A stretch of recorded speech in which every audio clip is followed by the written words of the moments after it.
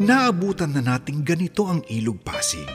Madumi, mabaho, isang malaking basura. Ngunit sa kabutihang palad, kabaligtaran nito ang pangarap ng marami.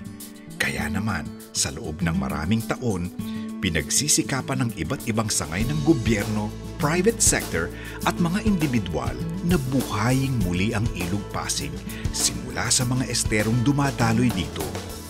Inumpisahang ayusin ng kapitbisig para sa Ilog Pasig, Pasig River Rehabilitation Commission at ng mga katuwang nito ang buhay ng mga informal settlers.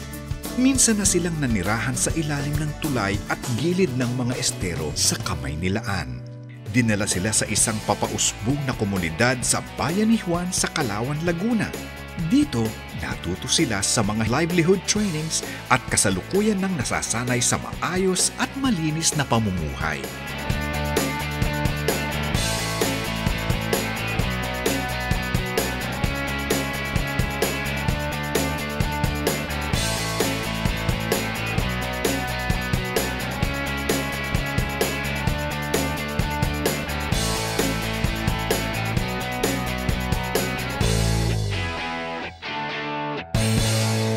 Hindi malilinis ang estero kung walang magbabantay at mag-aalaga nito.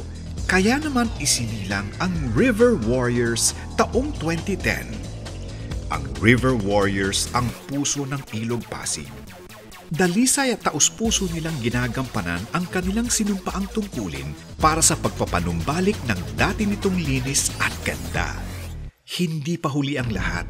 Sa loob ng 5 taon, ikaw, ako, tayong lahat, tumakbo para sa Ilog Pasig. Dahil sa iyong partisipasyon, malaki na ang pagbabago sa mga inumpisahang estero.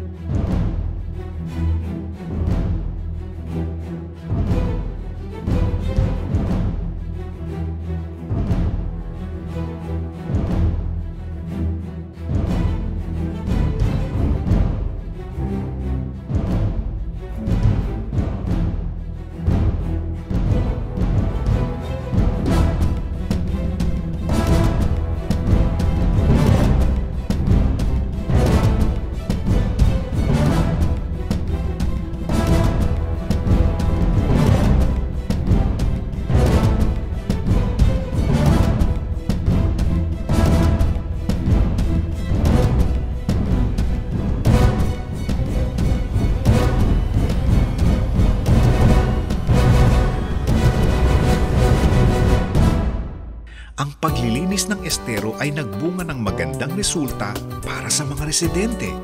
Sa pananaliksik ni Dr. Freddy Obligasyon ng PRRC, ayon sa mga residente, nagkaroon ng mabuting ekonomiya, kalusugan, kaligayahan, kapayapaan, at kapaligiran ng mapaayos ang Estero de Paco, San Miguel, Aviles at Uli-Uli.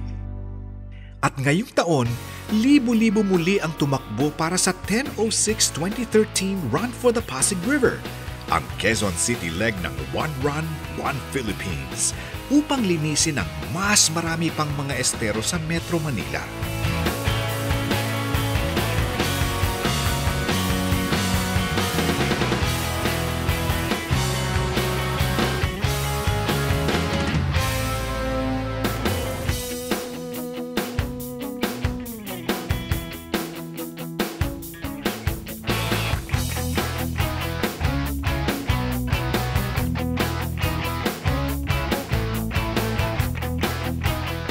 Sa mas lalo pang madaling panahon, uumpisa na ang mismong Pasig River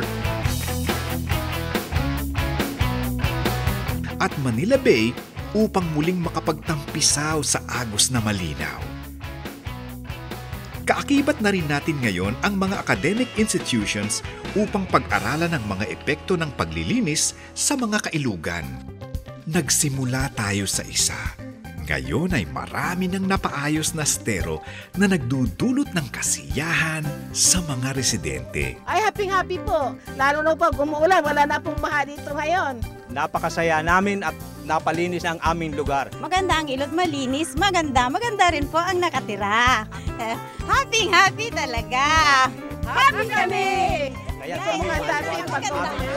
Talagang walang imposible kung tayo'y magsasama-sama.